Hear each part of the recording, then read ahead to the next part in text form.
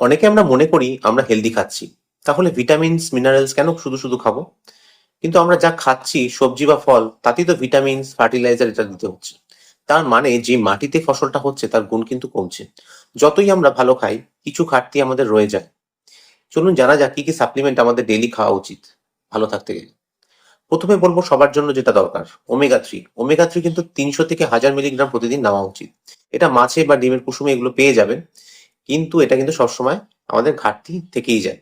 এছাড়াও মাল্টিভিটামিনস এবং মিনারেলস যেমন zinc, chromium, selenium, B complex বা ভাইটামিন K2, এগুলো কিন্তু ঘাটতি দেখা গেছে।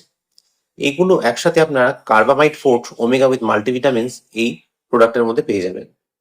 এছাড়া ম্যাগনেসিয়ামের ঘাটতি কিন্তু প্রচুর হয়, যেমন এই ম্যাগনেসিয়াম প্রতিদিন আমাদের 200 থেকে 400 মিলিগ্রাম লাগে।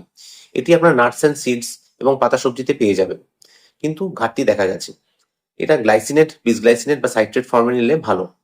এছাড়া ভাইটামিন D3 60K ক্যাপসুল আপনারা মাসে 2বার করে নিতে পারেন। তাতে আমাদের হাড় শক্ত থাকবে এবং ইমিউনিটি বাড়বে।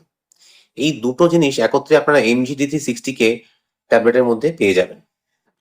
এরপর মহিলাদের ক্ষেত্রে চলে আসি। মহিলারা মাসিকের সময় কিন্তু অ্যানিমিয়া হয়, আয়রনের ঘাটতি হয়।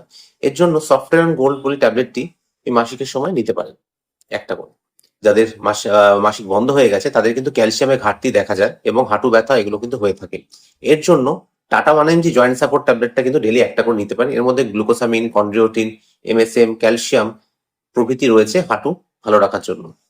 যারা নিরামিষাশী তারা ভিটামিন B12 প্রতি সপ্তাহে একটা করে খেতে পারেন, যার মধ্যে 1500 মাইক্রোগ্রাম ভিটামিন B12 রয়েছে। যেমন নিউরোকাইন ওডি, এটা আপনারা জিভের তলায় প্রতি সপ্তাহে একবার করে নিতে পারেন।